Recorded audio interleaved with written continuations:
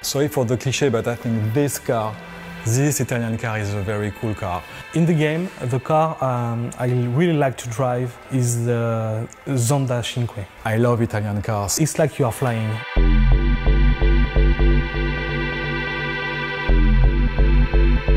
One of the decisions we had to take when we started Test Drive Limited 2, it was do we keep the old racing engine or do we develop a new one? And because we have been a little bit frustrated by the first one and we couldn't deliver the experience we wanted, we decided to rework and to recraft from scratch. For this game, it was quite important how we balanced the handling out. So it's always been about this kind of balance between arcade and simulation handling. And we'd kind of reworked the whole handling to kind of achieve the aim of upgrading this for the new game. To achieve that, what we wanted to do is to have a basis of the physics engine as realistic as possible, so everything is simulated.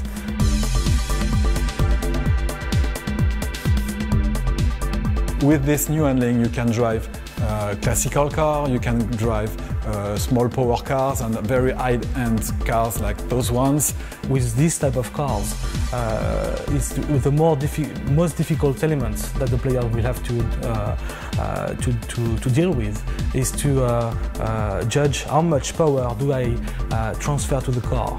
And this is something we add assistances for the player to be more comfortable with.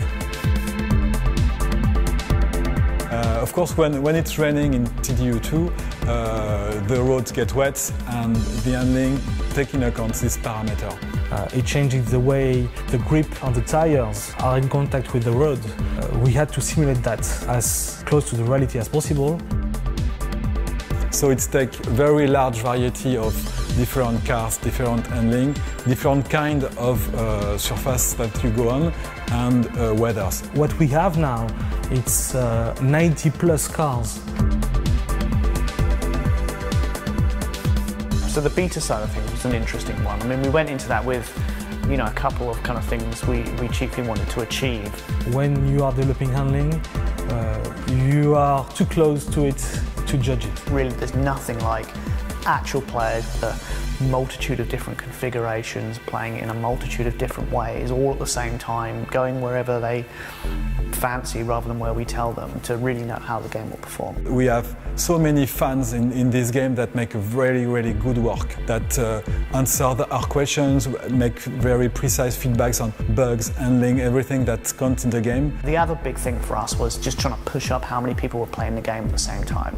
Look what happened in the real world, because there's only so many people you can get internally playing it, even with a nice large test group. It's nothing compared to a real world play environment, so it helped us kind of emulate that. And the good things about Test Drive is that it's a game that we will stay with the community together and continue developing. You know, we've put our heart and souls into this game for the last few years, and we've been working with many of the fans out there to try and get it exactly right and on the nail, and we're all very excited that it's going to be coming out soon. What we are sure is every player will find his car.